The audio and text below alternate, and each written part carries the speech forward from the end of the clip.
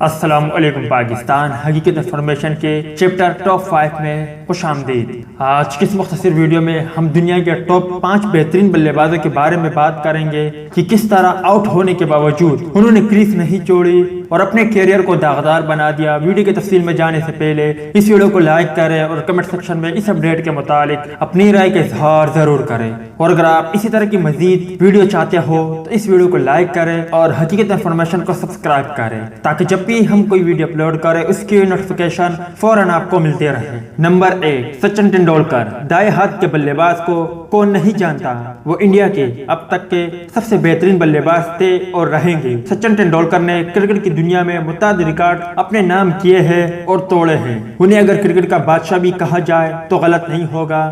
سچن کی ٹیلنٹ اور batting record سے آپ واقف تو ہوں گے ہی، مگر کرکٹ کے دوران سچن ٹنڈولکر نے ایسا اقدام کیا یا پھر انہیں علم ہی نہیں تھا، مگر آج بھی سچن ٹنڈولکر کے اس عمل کو منفی قرار دیا جا رہا ہے۔ وہ ایک لیجنڈ کرکٹر تھے، انہیں ایسا نہیں کرنا چاہیے تھا۔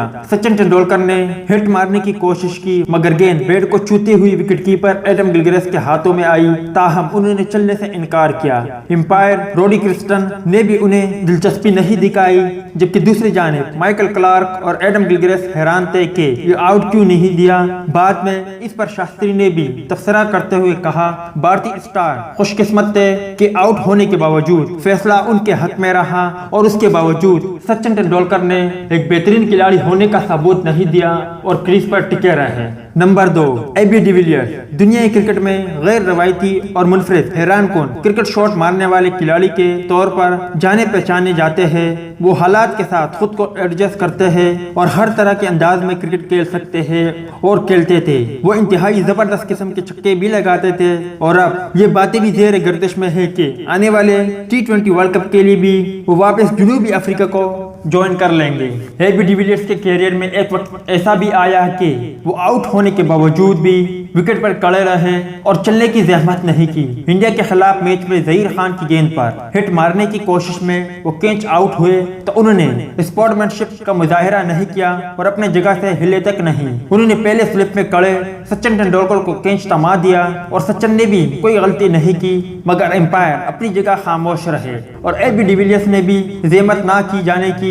اس وقت کے امپائر دنیا کے بہترین امپائر علیم ڈار، مگر یہ فیصلہ اے بی ڈیویلیئرز کے حق میں رہا اور اے بی ڈیویلیئرز اپنی جگہ سے ٹس سے مس نہ ہوئے، اور اس آؤٹ ہونے کے بعد بھی اے بی ڈیویلیئرز کی کریز نہ چھوڑنے کی وجہ سے ہمیشہ کے لیے اے بی ڈیویلیئرز کے کیریئر کو داغدار بنا دیا۔ Number 3، Michael Clarke. Gavaskar trophy کا نام تو سنا ہوگا، جس میں ہمیشہ سے انتہائی سنسنی خیز مقابلے ہوتے رہے، مگر کئی بار ایسا بھی ہوا جس نے اس ٹورنامنٹ کو متنازع بنا دیا اور جس کی وجہ سے اس ٹورنامنٹ کو متنازع قرار دیا، جس کی وجہ سے اس ٹرافی کے جو نام ہے انہیں بھی متاثر کیا۔ ایسے ہی ایک مثال یہ ہے کہ جب مائیکل کلارک نے آؤٹ ہونے کے بعد بھی کریز چھوڑنے سے انکار کیا، مائیکل کلارک نے ڈریوڈ کی طرف گیند اچالا اور آؤٹ ہونے کے باوجود انہوں نے کہا، I am not out.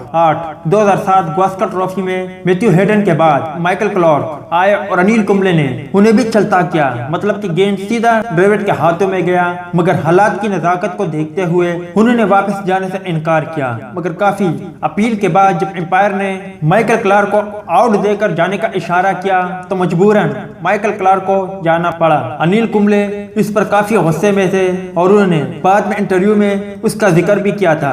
Number 4، Andrew Symonds. Australia اور انڈیا کے درمیان ہونے والی میچ میں ہمیشہ سے ہی کچھ نہ کچھ تنازع ضرور رہا ہے۔ 2008 میں سڈنی ٹیسٹ میں اینڈریو سائمنڈ نے ایک تنازع کھڑا کر دیا جب انہوں نے آؤٹ ہونے کے بعد انکار کیا۔ آسٹریلیا کا اسکور 183 اور ان کے 6 کھلاڑی آؤٹ تھے، مگر ایشانت شرما کو ہٹ مارنے کی ناکام کوشش کی تو گیند سیدھا wicket keeper M S Dhoni کے ہاتھوں میں گیا۔ سارے ہندوستانی کھلاڑی پرجوش تھے کہ اب اینڈریو سائمنڈ کو جانا پڑے گا، مگر سائمنڈ کا فی الحال جانے کا ارادہ نہیں تھا، اور اس میں امپائر اسٹیو بکنر نے بھی اہم کردار ادا کیا اور اینڈریو سائمنڈ کا بھرپور ساتھ دیا۔